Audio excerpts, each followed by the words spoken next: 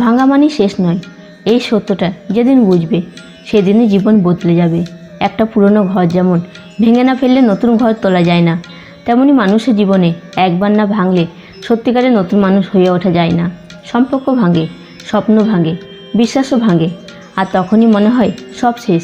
কিন্তু সেই ভাঙনের ফাঁক দিয়েই ঢুকে পড়ে নতুন আলো, হৃদয়ে ফাটল দিয়ে উঠে আসে নতুন শক্তি, নতুন আশা আর নতুন শুরু। পুরনো যন্ত্রণাই তখন ভবিষ্যতে ভিত হয়ে দাঁড়ায়। মানুষ বদলায়, গড়ে ওঠে, আগের চেয়ে হাজার গুণ সুন্দর হয়। তাই যখন ভাঙবে, কষ্ট পাবে, মনে রেখো এই ভাঙাই তোমাকে গড়ে তুলবে। তোমার ভিতরে লুকিয়ে থাকা সেই সেরা শক্তিকে জাগিয়ে তুলবে, তোমাকে সামনে আনবে।